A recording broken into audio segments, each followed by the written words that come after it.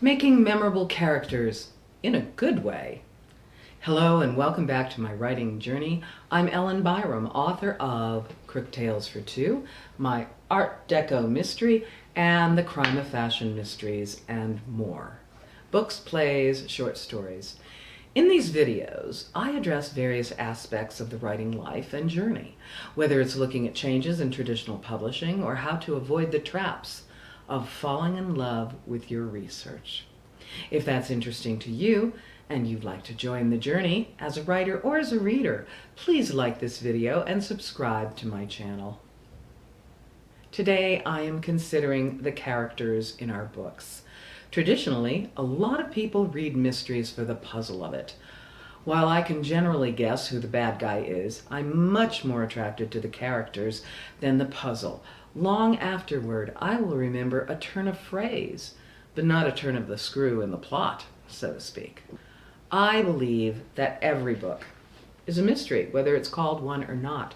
You always want to know what's going on. Who are these people? What do they want?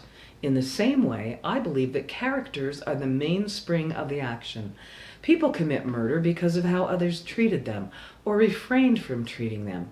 They have a range of human feelings such as anger and revenge, of love and lust, and a myriad of other emotions that move them to murder or to solve a murder. Why do you buy a book? Is it because of the puzzle or the time and place in which a mystery is set? Do you simply like reading about exotic cruises? Some people do. But I'm willing to bet that it is the characters that keep you coming back. You become a part of their story. You might even feel like a friend or a member of the family. But when you're a writer, someone is going to question your characters. I don't believe that. They wouldn't have done this. They would do this instead, they'll tell you. They may not believe the character or the actions they take, but they have been captured enough by the characters to care about them. I always have trouble with the character of Sally in the movie When Harry Met Sally. You know the scene, the one that everybody loves, the most memorable scene, when Sally is acting out the culmination of the act of love, or the I'll have what she's having scene. Well, I just don't believe it. We're presented with Sally Albright as a very prim and proper young woman who seems like a sorority girl who's incredibly reserved and always does the right thing all the time. She's the mistress of etiquette. I don't think her character would do that. And yet, the scene is the one that everybody remembers. Why? Maybe because it's so out of character. When I see that, I remember actors who say, my character wouldn't do that. Time to think a little harder. It is their job to understand the character and work through it. If they can't get it, then consult the writer. A long time ago, I attended a lecture by the late Nick Dark, a playwright whose work includes The Dead Monkey. He said, characters can do anything at any moment for any reason. That is the writer's prerogative. Now, when you write a book, someone somewhere is going to say something that makes you go, what? One person said my book, Crook Tales for Two, felt a bit modern, talking about my main character, Esme de la Forêt.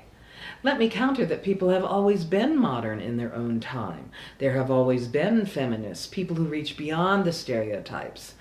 My story takes place in 1934, and Esme de la Forêt is from a part of the country that has always had strong women who run businesses and buck the system.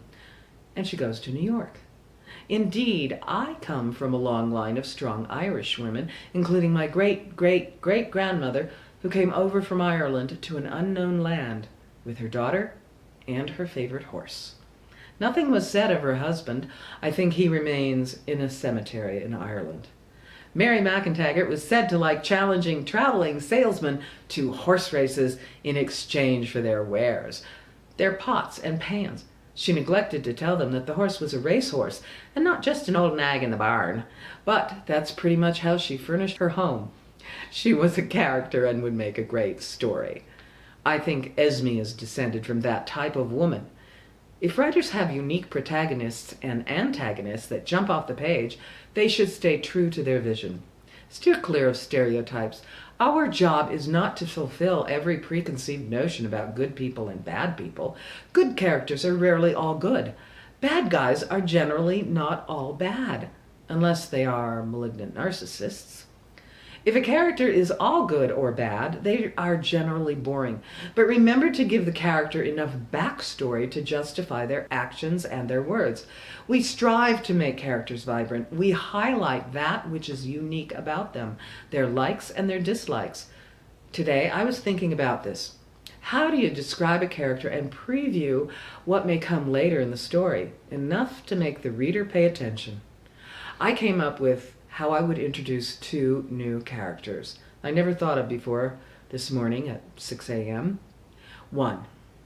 Flora MacDonald was a wealthy woman who lived by one tenet: never leave anyone enough money to constitute a motive for murder.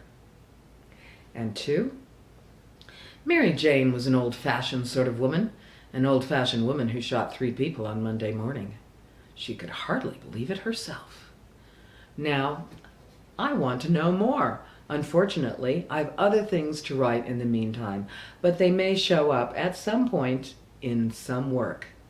So what draws you to a certain character? It's a good thing to ponder, and let me know what works for you. Who are your characters? Who are your favorite characters? That's all I have for today, and I'll see you next week. Bye.